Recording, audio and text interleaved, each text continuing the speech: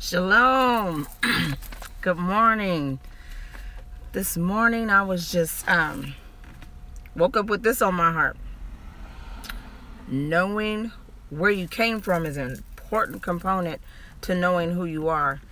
And that has been something that I know us as a people, or Hebrew people, and the daughters of Zion all have experienced at some point in time.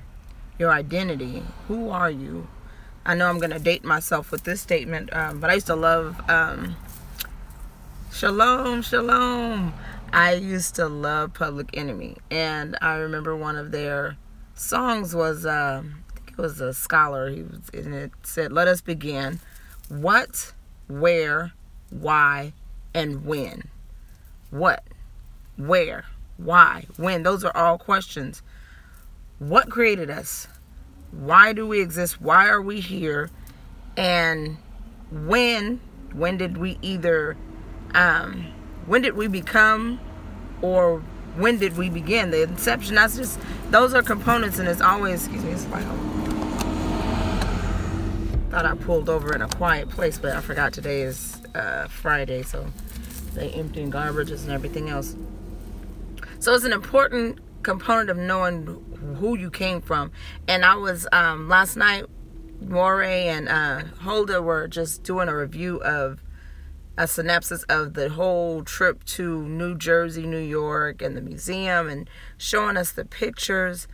And it was just heart-filling to see women and men connecting where they've been disconnected. It is such an awakening. The awakening is so beautiful, and if you're conscious, it is. For those that are unconscious, it looks like foolishness to them, and that's because it hasn't been revealed to them yet.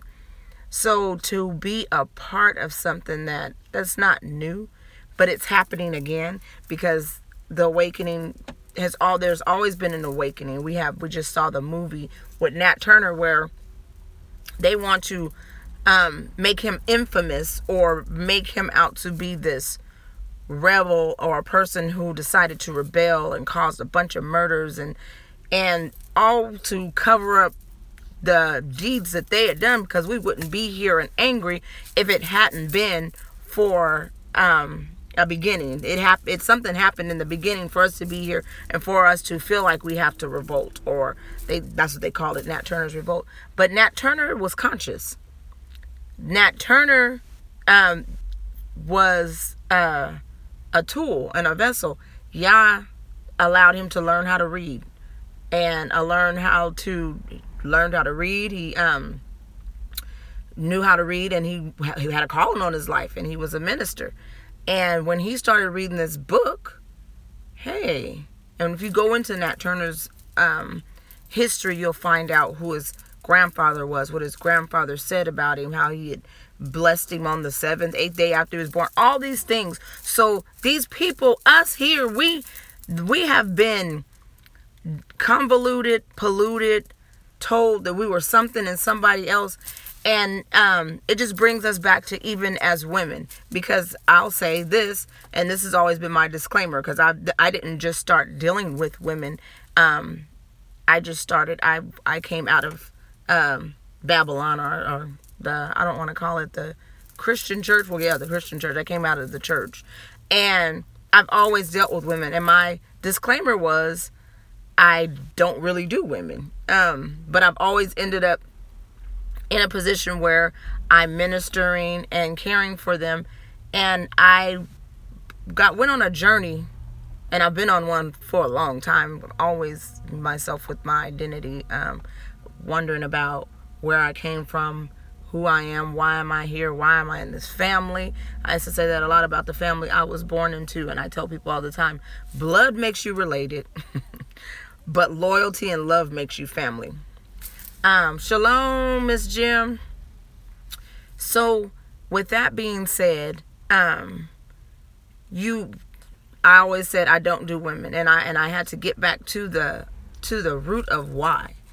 And I was talking to my daughter maybe like 3 or 4 days ago, and I was talking about something because, so shameless plug, I'm writing a book. My cookbook should be out. It should be on Amazon by tonight. If not tonight, it'll be there tomorrow. So you guys don't buy nothing tomorrow. Don't buy nothing tonight. If you want to purchase it, it should be Sunday. It's available for purchase. But I finally got all the approval, so it should be up on Amazon. And it's called Food for Life. And that's just it's about 40, 50 pages. It's just snippets of things that I've learned to prepare and enjoy as I'm on my vegetarian, closer to vegan life. So with that, like I said, the root or the inception of me not doing women has a lot to do with the disconnect I have from my parent, my mother. And I was talking to my daughter, and we were always told, you don't dishonor your mother or father. But to not tell the truth about where you've come from and how you've arrived that's wickedness. You cannot withhold very important components about who a person is and then be called or think that you're even being righteous. I know there's some tricky situations where mothers have had to leave their husbands because of abuse, or that is not wicked. That you're supposed to at all costs spare life. I hate when a woman says that they stay somewhere because y'all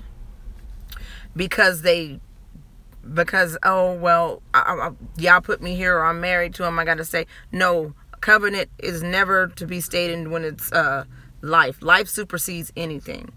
So we're just gonna take a look at how important it is to knowing who you are.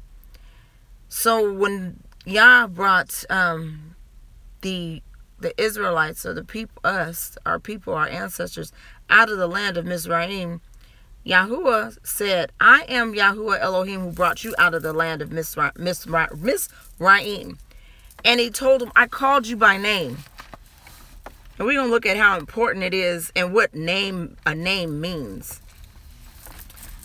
We're going to start off in Genesis, though. Genesis 1 said, in the beginning, Yah created the heavens and the earth. Then I'm going to skip down to 5. And Yah called the light day and the darkness night. He called night. And there were evening and there was a morning and one day. And he called it. So you know when we used to play games, I called it, so it's mine. We don't think about the things that we say when we're just the things that are just in us as kids. I called front seat, so the front seat mine, but this ain't your car, so everybody get in the back, right? That's what I tell my kids. So you called something, and by you calling it shows ownership, right? Right. So the ownership says you name something, it is called yours, or it shows dominion. And we know that Shem means name.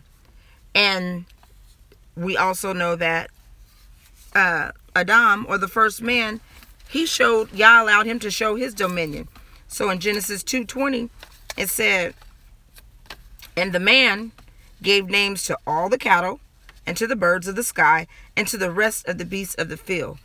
But for Adam, there was not found a helper suitable for him. So Yah did this. So Yah caused a deep sleep to fall upon man, and he slept.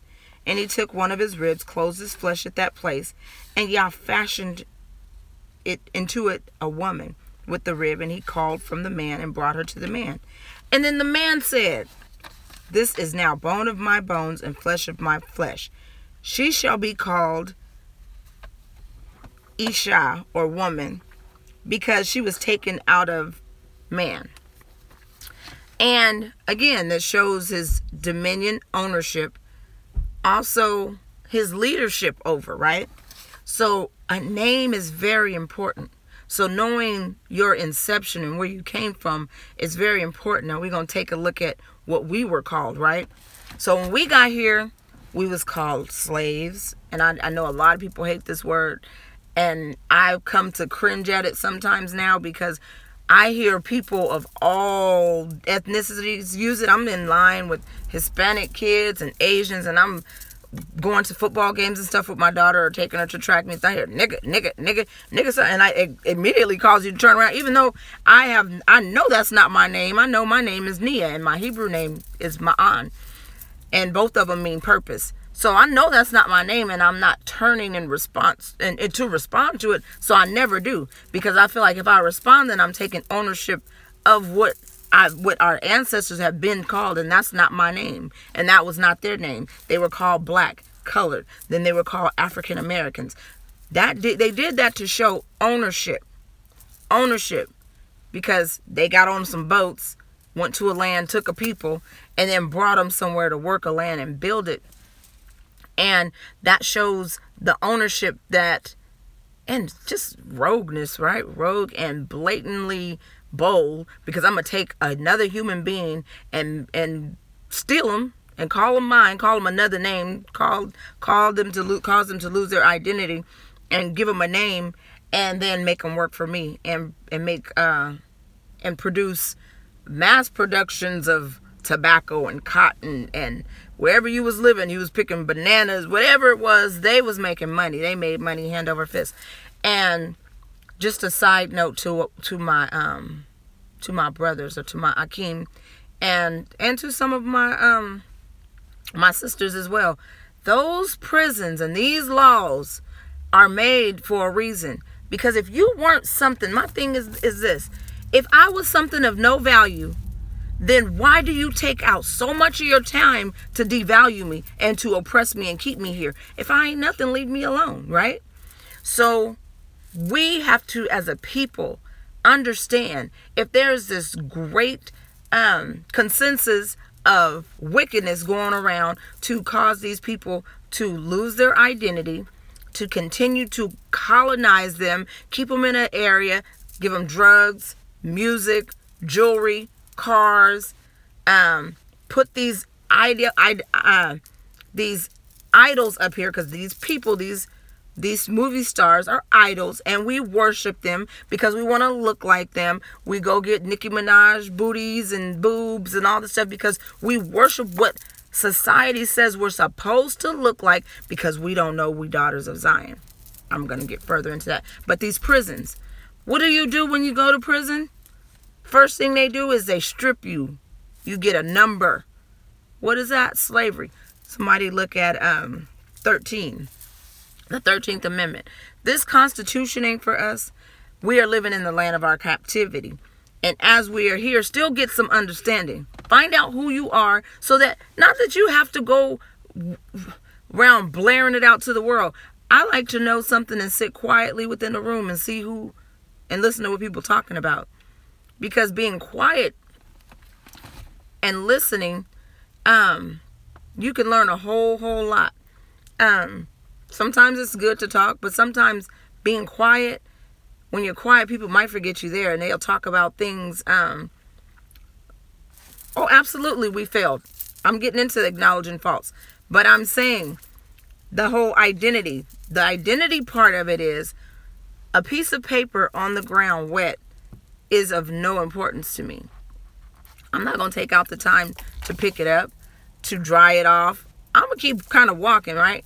But if I found something that's of value, that was called out and named by the Father, I wouldn't take, why do they take out time to disvalue us? Because we are very important. We're an important component to the economy. Excuse me. And so I'm just saying that naming something shows ownership. Naming shows ownership, and Yah called us by name, and he says that to us in Exodus 19. He says, 19:6. He says, and you shall be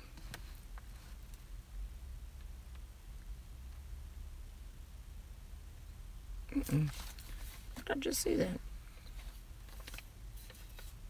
I'm going to come back to it because I sure did write it down, and I thought I wrote it right. But like I said, I was up early, and you should be kingdom. Okay, he did say that. He said, my voice, he says, now, then if you will indeed obey, yeah, that's why we got ejected out of the land, because we didn't indeed obey. And we are surrounded by, still, we are supposed to be in this world, not of this world. We are supposed to be a light. The washing of the word daily is supposed to remove the filth and the debris and the dust, that we pick up along the way, so that we can shine. And in 4, and go back to 4, he says, you yourselves have seen what I did to the Egyptians, and how I bore you on eagle's wings and brought you to myself. Now then, if you will indeed obey my voice and keep my commandments, then you shall be my own possession, his, among all the peoples, for all the earth is mine. And you shall be mine, a kingdom of priests and a holy nation. These are the words that you shall speak to the sons of Israel. And this is what he's telling Moshe. So, of course, you can't... Hey, like they say, get your kicks on Route 66. You can do all the kicking, but you cannot control the kickbacks. You can do whatever you want to do, but there are repercussions to what you can do. So you a bad mama jamma if you do what you want to do, and after you've been instructed, right? So, of course, that's just blatant disobedience deserves chastisement. Again, but the chastisement, the fact that you are mine, I might allow... Like at school, okay, you can suspend my child. You can call them in the office. You can take away their recess. But corporal punishment, you don't put your hands on my child because you don't love my kids like I love them. That's what I'm talking about. So this whole thing with us committing crimes and going to prison, we just perpetuating this cycle. And coming back to, again, knowing who you are. That's the one component, knowing who you are as the daughters of Zion. And when I don't know if I went all into that, I might have jumped the gun, because I am not organized. I am organized chaos. I have things that pop up in my head, and I want to let you know about it. I'm going to try to stay as close to what I wrote down here, though. I'll be trying to get it all out. So with that being said, I was talking about the awakening and seeing the women rejoicing in the truth, in knowing who I am. I am a daughter of Zion. I've tried this, that, and that, and everybody has their own story. And I don't knock nobody's story. I love journeys. I love to see where people came from. I love to hear about how you came to be, because that's an important part, an important component of a person. Transparency is very important. I'm not saying tell all your business, because everything ain't for everybody. But when it's time to share, you'll know when it is. It's those divine appointments and those divine moments that connect us to one another, when we know that I wasn't in this by myself. When we know that this was a divine appointment and a divine setup. And I still can praise y'all right now today for even us being an awakening remnant. I'm not mad that my descendants were in captivity and brought here, because you know why? Just the very evidence and the fact that I'm here means somebody survived.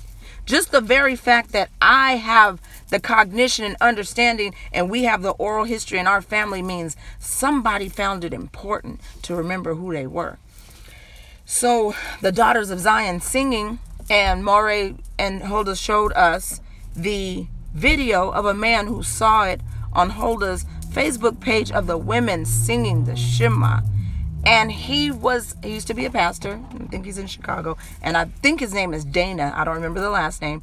He was in tears. And he said, somebody told him you need to learn the song, because he was trying to sing along with it. But he said he could feel. And it's something about worship. And I'm saying worship is so important. Something about worshiping on Ahad, on one accord, coming together on one accord, that just does something. And you can, if you're into worship and you're not worrying about the person next to you and what they thinking about, because you might holler hallelujah or you cry or tear, that is between you and Yah. That is your moment to be invited into this space where you can hollow out the Most High, the creator of the universe. Shalom, Malka. Where you can hollow out the creator of the universe and just have your moment with him. And the tears cleanse you and you can feel his presence. That is something. So to see the women coming into their own and releasing, and been looking and searching for this so long, because I know we have. I have another book that I'm writing. I talked about it yesterday, and it's Lessons Learned in the Valley. And in my introduction, it's for, this book is for, if you read it, for the woman who is overdosed on makeup, drugs, sex, bad relationships, looking for daddy, looking for the love of mom, only to really find out that the love that you were looking for all along was right there. It says, my word is nigh. It's right in here. This is my little beat up tort Bible, but it's right here. It's right here. It's right here, boy. And you want to fall in love like you've never fallen in love before. Start right here. So, with one mind, wickedness is something.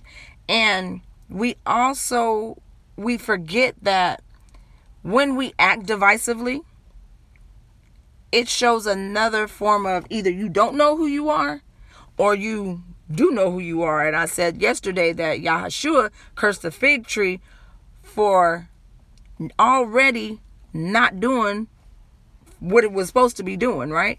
It didn't have any fruit on it. So he just identified what it was already not doing. The tree wasn't producing fruit, taking up space. It was taking up space.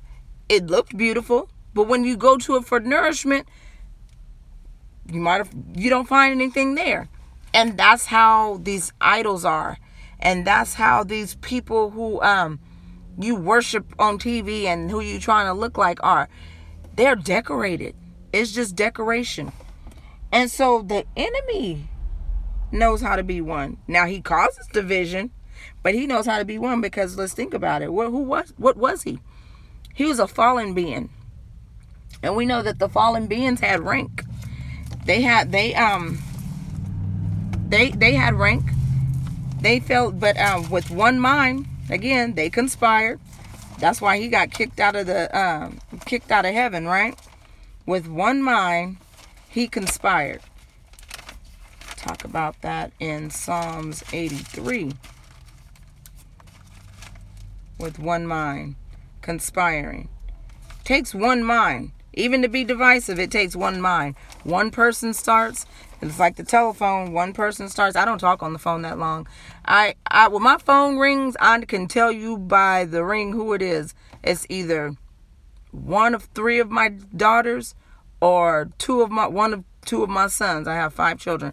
Or, because I usually don't even talk to clients anymore. I have a scheduling app, so they go on and they kind of communicate with me through scheduling on the app, and it's self-explanatory. And if it just get a little too hard for them, I'll answer the phone, or they're either my phone says scam likely. So I don't do a whole lot of conversing on the phone. I like to see and talk to people when I can, but for the most part, 5-10 minutes. Because after that, if you're not talking about a subject, and if you're not on the word, you can find yourself all on a different tangent. So I don't do that a whole lot. And it says here in Psalms 83, and it's a psalm, and it's imploring to Yah, right?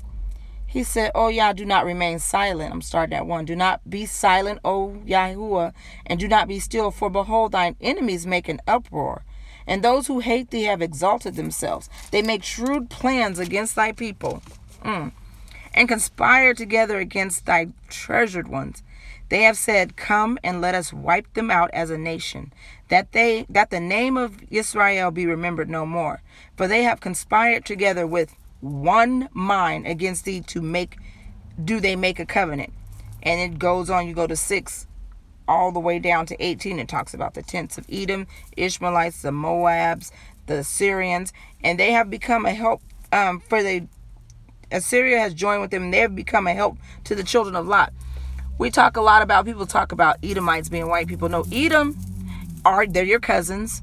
Jacob and Esau were brothers. Edomites are Jacob's nephews. So the universe is connected, but with one mind they cause division. And in that division, one put themselves and sat themselves high and lofty amongst another, because you conspire against this one nation called out against Yahuwah. You think about Balaam.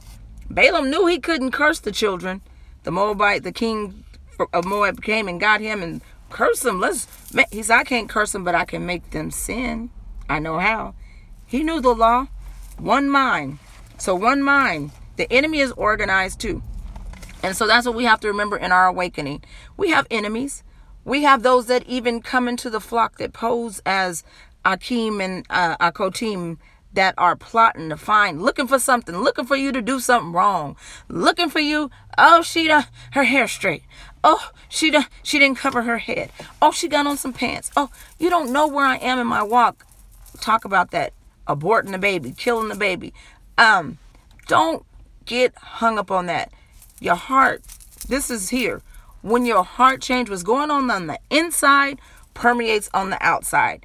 I'd rather somebody come in, not a whitewashed tomb, but just come in as I am, and let Yah work those things out in my heart. Let Yah, hey, says cover your head. Hey, Yah will speak to you. Don't, I see people do it. You slide up under somebody, and your words cause division. Your words tell on you too, because why is you worried about what's on my head? And we in worship. Worship. Don't look at me. Look at you. Focus on Yah, and yet let Yah work on me. Because just the very fact that I'm here means that the Spirit drew me. Okay. And so we know that the fallen beings have rank. 2 Corinthians 4, 8 and 12. And today I have them marked off so I can get going, because today is Yom Shishi, and hairdressers, it's one of those days. But I do have a understanding clientele. They'll wait for me. I try not to be too late. 2 Corinthians 4, 8 through 12 says,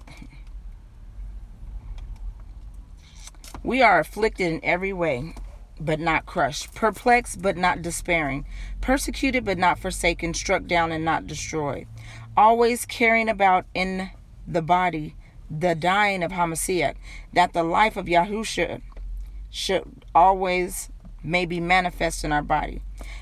For we who live are constantly being delivered over to death for Yahusha's sake, that the life of Yahusha also may be manifest in our mortal. I stopped ruminating and complaining about certain things, because the same thing over and over again is stupid. And even though we were disobedient, we were brought here, we were persecuted, we have to, again, take ownership for what was done, what we played a role in. And then repentance means turn away from it and continue to walk. Quit wearing that groove in your mind about what so-and-so did and this and that person again, because I'm talking about what I really started off talking about was identity. And in coming into into myself and now into my middle-aged womanhood, I had to stop focusing on the things that others had did to hurt me, or what I felt like was wrong, or holding on to the anger because it didn't produce anything. Yeah, everyone that is being perfected has had conflict or an oppression. It said it right here. Every day we being persecuted. Yahushua was persecuted about his affliction. He not still complaining about it. He did it once and for all, and he was triumphant. And now he's waiting for the time to come back and as the conquering king. But in identity, and your identity being hidden from you, can make you angry when a person possesses the power to release that to you, that information, that component, because that missing component does something to you. And I'm saying as a woman, because I was a child of my parents, my birth parents' first marriage, and I was my father's only child. But in anger, my mother didn't allow my father to see me because she was angry at the things that had happened to her and him in the relationship that had nothing to do with me. The infidelity, what you thought was a lie, and what lie you told him. So those things, and I wasn't allowed to grow up with my father's family. But to not only not be allowed, but then to be told lies about the family created distance, and it sowed discord in our relationship, because at the same time I'm always being told, you act like your daddy, you look like your daddy, and you getting whooped for making faces like a daddy that you won't allow me to embrace. And not to say that absolutely generational curses, and so those curses are being broken and those things have been revealed, but now there is estrangement in a relationship. So that's what I was talking about to my daughter, and I said, babe, I don't want to dishonor my mom in telling the story, but I have to. And I was silent for so long because I was wearing jackets that wasn't mine. I was wearing coats that people put on me that ain't had nothing to do with me, right?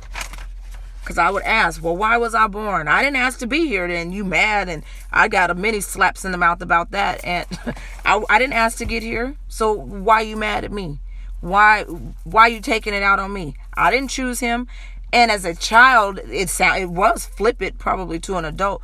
But in my childlike mind, my reasoning was much higher than that of the adult, because anger makes you stupid. When you're angry, you release a chemical that only releases that cortisol and that adrenaline, fight or flight, and that anxiety. So when you're angry and you operate in anger and you operate mad, you're ignorant. It keeps you from seeing the clear picture. So in even beginning to minister to women, I had to get rid of that. All women weren't my mother. All women weren't going to lie. All women weren't going to say, you can trust me, and you can tell me anything, and then you turn around and the whole family know. Or you wake up in juvenile because you done told something that you really thought you could confide in your parent with, and it was just so simple as I was a teenage mom, of course, so I'd had sex, and I ended up in juvenile. But you don't think about the roots of all those things, the disconnect. I grew up in a household where I didn't identify. I had a sister and a brother, but that was a daddy. That wasn't my daddy. And then there were certain things that happened. And when you're told that I'm not going to break up my family because you lying, I left. So I've been gone since I was 13. So there are things that Yah has had to work out in me. And so that brings me to this. It's Genesis 50:20. And that's what Joseph told his brothers. He said, man, what the enemy meant for evil, Yah turned it into good. I saved a whole nation because of my obedience. You guys were you guys was worried. I might have been talking too much, talking about the cloak, and y'all bowing down to me. But what you meant for evil, y'all turned it into good. I'm been elevated, and not to a point where he could have crushed him, but he didn't, right? He wept, and he loved his brothers when he saw him. He says, but Joseph said to them, do not be afraid. For am I in Yahuwah's, in Elohim's place? I'm where he put me, right? And as far as you meant evil against me, but Yah meant it for good in order to bring out this present result to preserve many people alive. So when I think about my journey and my story and the bad relationships I've had, the marriages that have gone wrong, the children that were produced, which are the love of my life. If anybody knows me, I love my children with anything, and girl, if they right, wrong, indifferent, I tell people, if they right, they wrong. If they wrong, they right, because they mine. I might get light into them later, but bet not nobody mess with them or say nothing to them or do nothing to them or tell me nothing about them. I got this. They mine. And I can understand that fierce love that Yah has. And that is, he said, I've been able to preserve many people alive. So he comforted them. And so that's the place I'm having to get to, even in the frustration and anger that I still have towards my mother, because many things have taken place, and mentally she's sick now. And, you know, sometimes the questions will come up, well, why don't you have a relationship with your dad? And then I start to, oh, never mind. But never has she been able to admit her role in certain things. And Yah revealed something to me just recently. She's trapped in that pattern of mindset now, because she believes in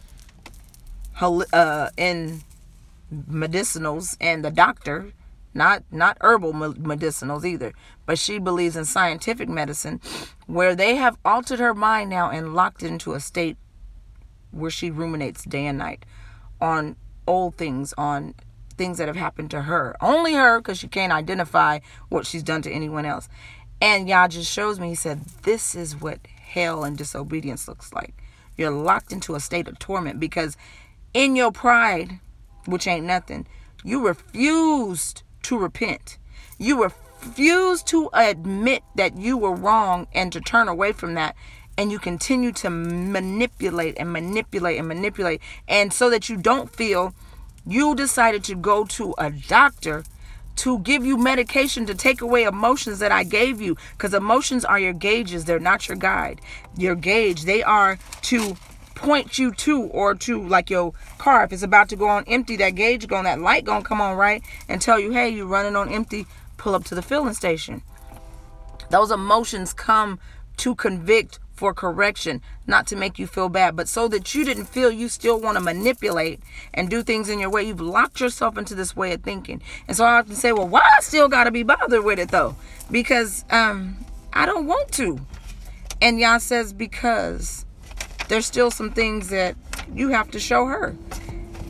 And so in that, and everybody call me mama, and they do, my friends even, I'm their mama. Because I didn't have that protection and that love and that safe place to go to, not from other women, because I rejected other women for a long time, because in my mind it was, why you love me if my own mama won't take out the time to understand or to know or to comfort? But what it did was, it made me a better mother. I decided that I would be open, and I would listen, and I would share. And when I made mistakes, I would correct them, and I would apologize unapologetically, and with no pride and no because that drives me crazy. I'm sorry, but, or because you can shove that sorry back in your purse. I don't even want to hear it. Don't start off with the but, because that's a prerequisite to another word. Shalom. So with that, I decided that I would be everything I didn't have. And in the offending and being offended, Yah showed me there's still love that comes forth. And it's enough for everybody, and it's enough to cover. So, again, I was talking about the division, and I got way off on a tangent, but the division is wicked. And we're set apart, and how the fallen angels even fall into rank. And we can see the ranks of them in the principalities and powers. And you look at Colossians 1 through 16. And I didn't write down what number of Colossians that was, so I'll come back and revise that. But like I said, it would cause me to ask, why was I even born? And then Psalms 139:14 reminds us that He formed me in my inward parts, and thou didst weave me together in my mother's womb. And I will give thanks, for I am fearfully and wonderfully made. And wonderful are thy works, and my soul knows it very well. And my frame wasn't hidden. So even though the intention of my parents might have just been a hot and heated day, a night date, whatever, whenever it happened, I wasn't on accident. And all of the components that happen along the way are the making of who I am, who you are. There are no mistakes. A woman can only conceive 48 hours out of 30 days. And when that happens, that is a miracle. Miracle, right? That's a miracle. When a man can make a baby every day, his seed is his seed. It works. He can go to Miss Jane house, to June's house, to Johnny house, to Sally Mae house and make a baby all up and down the street. I know. I have a child who was 14 days older than her brother. This was an 18-year-old incident. But I know that's how that happens. And that's when I got one of my greatest reality checks. So there is purpose and design when you are created, no matter how it happens. And so on this quest or this long for love, because of the division, because of the not being allowed to know who I am or where I came from, again, you long for love. And Yeshua says it in Jeremiah 31:3. Not Yeshua, Yahweh or Yahuwah. Says it in 31:3. He said, Yahuwah appeared to him from afar, saying, I have loved you with an everlasting love. Therefore, I have drawn you with a loving kindness. I've loved you with an everlasting love. So from the beginning, the inception of time, I have loved you. You've been on my mind. And when something is in our mind, it manifests, right? That's why I say we got to get rid of all that clamor, division, that stinking thinking, that ugliness, that comparison. I love it when the daughters of Zion come together, because it's so not like church. It's so not the head to toe, look you up and down. We got some sharp sisters. We do. And we got some beautiful ones. I've come to love congregating and seeing the beautiful women. I grew up around women. My mother's only child. My grandmother had 9 other sisters and 2 boys. There was only 2 brothers. And my grandmother only had my mother. But you want to talk about some beautiful women, some sharp women. Women gifted with creativity and purpose. But again, second generation out of slavery, had lots of wisdom and mother wit, and had a way of loving you and making you feel like that way they loved you was only for you. But nobody felt unimportant. But those women were beautiful, talented. We had the seamstress, the barbers, they were all, and they still are, the women in our family are very productive women. And you wonder where that came from. He says, I've loved you with an everlasting love. And with loving kindness, I've drawn you unto myself. So when we as women get together, that love that you start to see it. You start to see the love that he drew us with, we draw one to another with. And not to say people, we don't meet some that get on everybody, get on your nerves or whatever. Ain't for me. And I ain't for everybody. Everybody not gonna like me. And that's okay. Sorry. I can live with that. Everybody ain't for everybody. Everybody has their person. And that's fine. But the love that covers a multitude, the love that covers and shows understanding, that we are all coming back from places that only we have the privilege to tell the story of, where we've come from. And so that also brings us to the point of, looking for love. His thoughts are precious towards me. He says, how in Psalms 139:17 says, how precious are thy thoughts towards me. And then it says, 18 says, if I should count them, they are more numerous than the sands on the seashore. Wow, get rid of all those things that have been said to you, about you, behind your back. I always say this. What other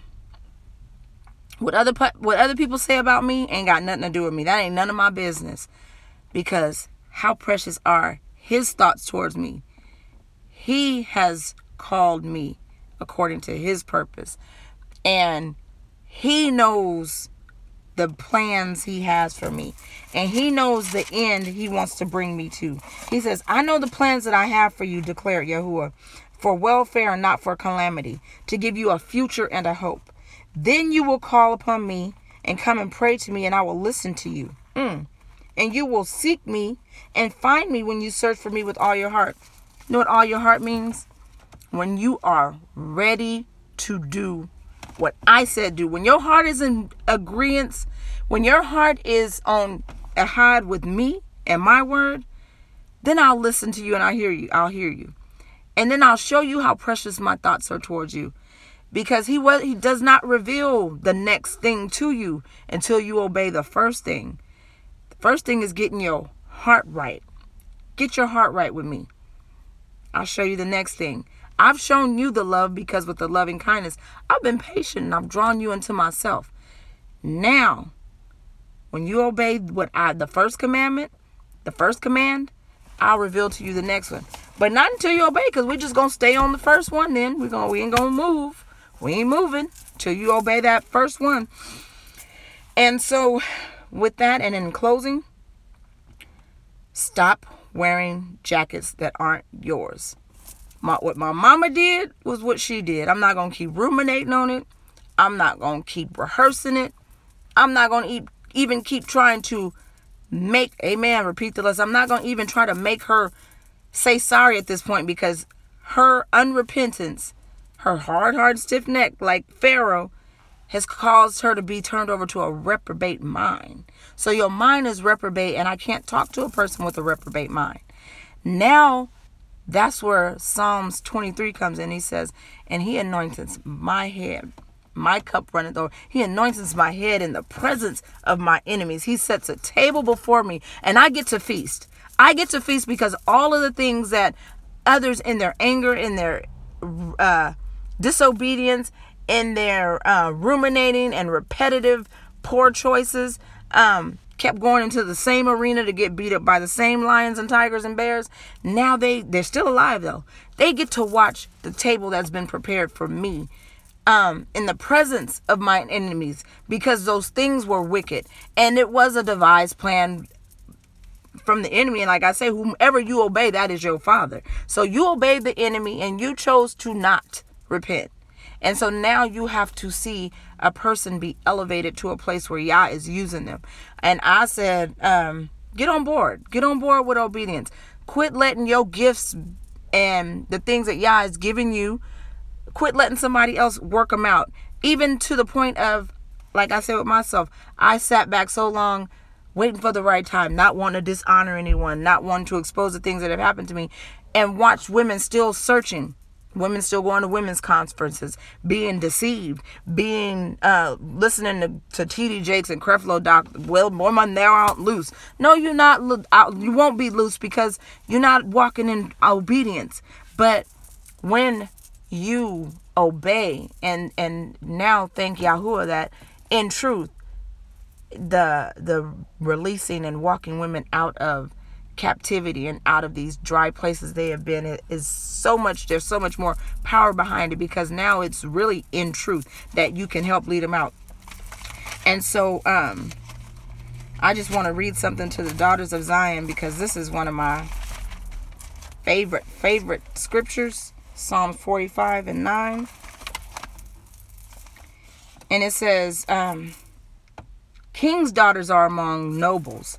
At thy right hand stands the queen in gold from Ophir. Listen, O daughter, give attention and incline your ear. Forget your people and your father's house. All that stuff is over, okay? Then the king will desire your beauty, because he is your Elohim. Bow down to him. Obey him. The daughter of Tyre will come with a gift. The rich among the people will entreat your favor. So you have people in high places that want to hear what it is you have to say, because it is done in truth and wisdom and under the obedience of Yahuwah. The king's daughter is all glorious within. Her clothing is interwoven with gold. She will be led to the king in embroidered works. The virgins, her companions who follow her, will be brought to thee. Thy will be led forth with gladness and rejoicing. They will enter into the king's palace. In the place of your fathers will be your sons. Wow. The place of your fathers will be your sons. You shall make them princes in all the earth. Women, we have such an awesome task. We are raising queens and kings. You will make them princes. You will advise them. They will see your obedience and you being triumphant. And they will worship Elohim because of your obedience. Stay on your post. I will cause thy name to be remembered in all generations. Therefore the peoples will give thee thanks forever and ever. Stop rehearsing pain. Stop rehearsing it. There are things we are called to, rehearsing pain. Practice makes perfect, right? Stop rehearsing it. Scripture for that is Ephesians 4:31. And we are throwing aside every weight, like Hebrews 12:1 says. We're throwing aside every weight. And last, let this mind be in you. If therefore there be any encouragement in Yahuwah, in Hamashiach, if there is any consolation of love, if there is any fellowship of the Spirit, in any affection and compassion, make my joy complete by being of the same mind, maintaining the same love, united in spirit, intent on purpose. Do nothing from selfish, empty conceit, but with humility of mind. Let each of you regard one another more important than himself, and do not merely look out for your own interests, but also the interests of others. And he said, have this attitude in yourself, which was also in Yahushua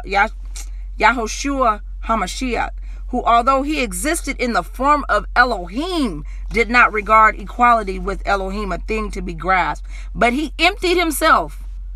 Quit ruminating. He emptied himself, taking in the form of a bondservant and being made in the likeness of men, and being found in appearance of a man, he humbled himself by becoming obedient to the point of death, even on a cross. Therefore, Hamashiach was exalted and highly exalted, and it was bestowed on him the name which is above every name. At this name, Hamashiach, Yahusha, every knee should bow, of those who are in the heaven and on earth and under the earth, and that every tongue should confess that Hamashiach, Yahshua Hamashiach, is Elohim, to the glory of Elohim, the Abba. Amen. Amen. Sister, shalom. I'm late. My client is calling me now. Text me. Have a wonderful day. Shalom.